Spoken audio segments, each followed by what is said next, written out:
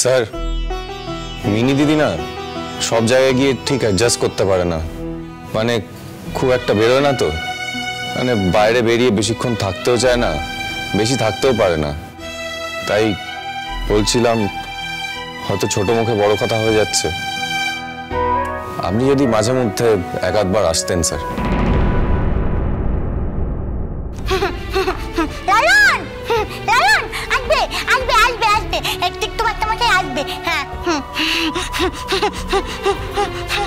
একটু শোনো, একটু এদিকটা শোনো না। বলো বলো। শোনো, বলছি তুমি আসবে তো?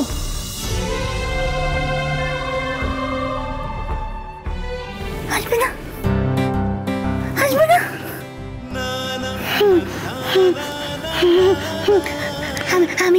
আমি কিন্তু তোমাকে খুব ভালোবেসেছি।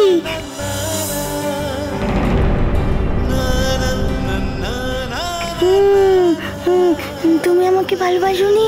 হ্যাঁ, ভালোবাসোনি আমাকে? তুমি আসবে তো? হ্যাঁ হ্যাঁ হ্যাঁ, ঠিক আছে।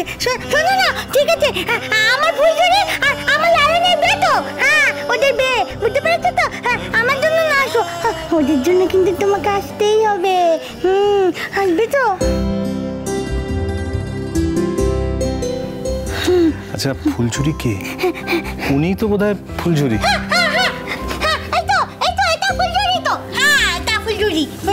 তুমি চিনলে কি করে? না, শুনলাম ওনারই চোখের সমস্যা, ওই মিনি তো ওর জন্যই মন্দিরে পুজো দিতে যাচ্ছিল। আমি তোর জন্য পুজো দিতে গেছিলাম তো। হ্যাঁ, তুই চোখে দেখতে পাচ্ছিস না, তোর তো কষ্ট হচ্ছে। হ্যাঁ, আমি তো তাই ঠাকুরকে বলতে গেছিলাম। হ্যাঁ, তারপরে ওই একটু মাস্টারমশাইটা বললো যে মিনি তুমি ঠাকুরকে মনে মনে ডাকো, ঠাকুর ঠিক শুনতে পাবে।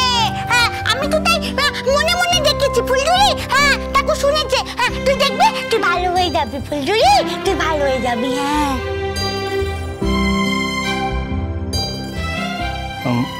এখানে এসে শুনলাম এই ফুলঝুরির কালার থেকে একটা ইনফেকশন হয়েছে চোখে। পথে আস্তে আস্তে মিনি আমাকে বললো আর কি ফুলঝুরির কথা, সবার কথাই বলেছি। ইনফ্যাক্ট বাড়ির সবার নাম আমার মুখস্থ হয়ে গেছে। ও আপনাদের খুব ভালোবাসে। আমি তোমাকেও খুব ভালোবাসি।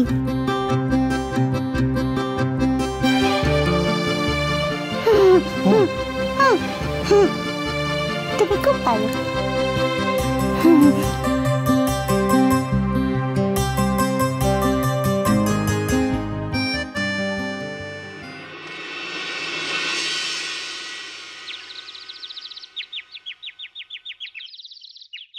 দিদা।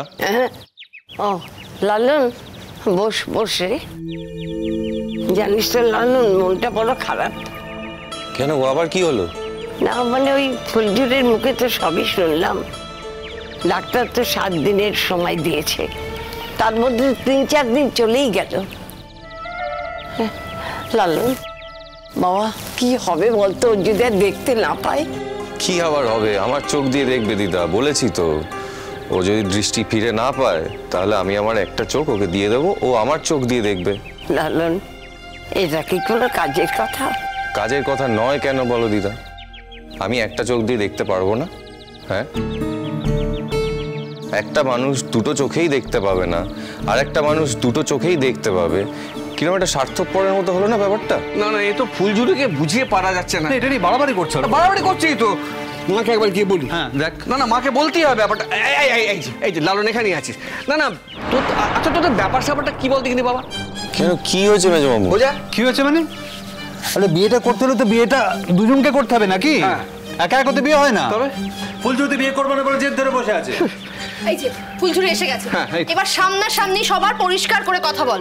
এই রোজ তোর না এক কথা আমাদের ভালো লাগছে না রে শুনতে ফুলঝুরি। লালন, তুমি এবার বুঝে নাও তো ওর সঙ্গে। ঢং করছে একেবারে, বেশি ঢং হয়েছে। বিয়ে করবে না, বিয়ে করবে না বলি, আমার বিয়ে হচ্ছে না, আমার বিয়ে হবে, ও বিয়ে করবে না। ঢং করছে একেবারে, বেশি কথা বলে। এই যে লালন, সব তোমার আজকালাতে হয়েছে, বুঝতে পেরেছো? তুমি ওকে মাথায় চড়িয়ে রেখেছো একেবারে, বেশি পাকা, বিয়ে করবে না, ঢঙ্গি মাসি কোথাকা। শোনো ফুলঝুরি, আমাদের পরশুদিন বিয়ে ঠিক হয়েছিল, আর পরশুদিনই আমাদের বিয়েটা হবে।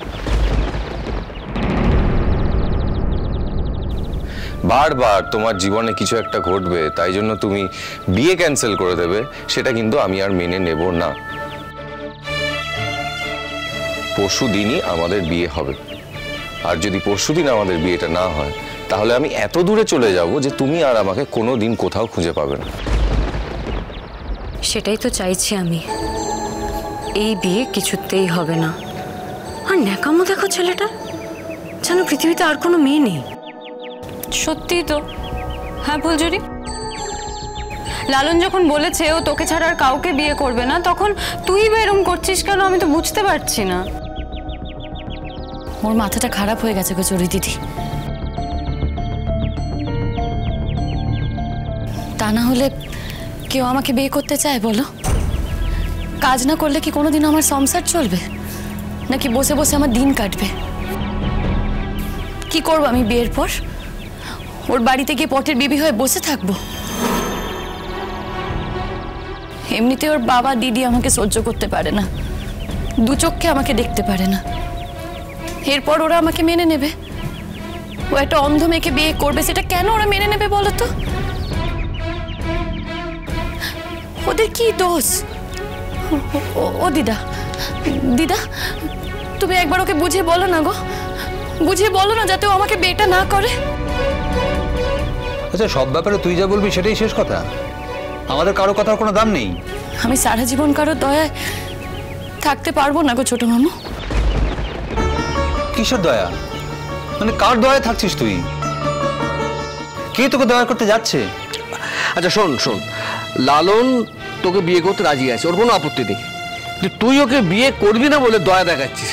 আচ্ছা আমি একটা কথা কিছুতেই বুঝতে পারছি না, যে ভগবান না করুন তুই যদি সত্যি সত্যি চোখে না দেখতে পাস, তাহলে তো কারোর না কারোর দয়া তোকে বাঁচতেই হবে।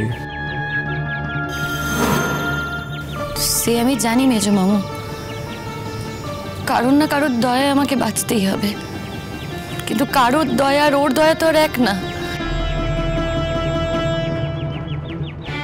আমি তোমাদের দয়ায় বাঁচতে পারি, কিন্তু ওর দয়ায় আমি বাঁচতে পারি না। গেড়ে বসার চেষ্টা করছে এখন। দূর করে দেবো রে তোকে আমি। একবার বিয়েটা ভেঙে যাক, তারপর দেখ কি করি। বড় মামি, আমি যখন বলেছি এই বিয়েটা হবে, তখন এই বিয়েটা হবে। শোনো না, আমি যেই কারণে এসেছিলাম, তোমরা এখন সবাই আছো, বলছি আমি সঙ্গে করে একটু টাকা নিয়ে এসেছি। কিসের টাকা? আমাদের বিয়ের জন্য বুলেটদা। তোমরা কতটা চাপ নেবে বলো তো? মানে তুমি বা কোথা থেকে দেবে? বড় মামুরও তো এই অবস্থা, তাই ভাবছিলাম কিছুই না, অল্প একটুই আছে। আমি গান গেয়ে যেই টাকাটা পেয়েছি সেটা আমার বিয়েতে খরচ করো। দিদা দেখো, তোমরা আমাকে অনেক দিয়েছো, অনেক পেয়েছি তোমাদের কাছে, সেই ঋণ আমি শোধ করতে পারবো না দিদা। কিন্তু এটাও তো ঠিক যে ফুলঝুরির তোমরা ছাড়া আর কেউ নেই। এতদিন ধরে তোমরাই ফুলঝুরিকে আশ্রয় দিয়েছো, তাই যেটুকু এনেছি দেখো, এই টাকাটা রাখো দিদা, আমার খুব ভালো লাগবে তাহলে। তুই আমার কাছে টাকা নিয়ে এসেছিস? হ্যাঁ দিদা, টাকার গরম দেখাচ্ছে। টাকার গরম আমি দেখাইনি, আমার কাছে অতটাও টাকা নেই যে আমি টাকার গরম দেখাবো। আমার মনে হয়েছে যে টাকাটা আমি রোজগার করেছি গান গেয়ে, সেটা আমি বিয়েতে খরচ করব, আর সেটাই আমি এখানে বলতে এসেছিলাম। শোন শোন লালন, মানে আমার তো মেয়ের বিয়ে আমি দিতামই, তা আমার খুব ইচ্ছে যে ওই টাকাটা দিয়ে আমি ফুলঝুরির বিয়ে দেবো।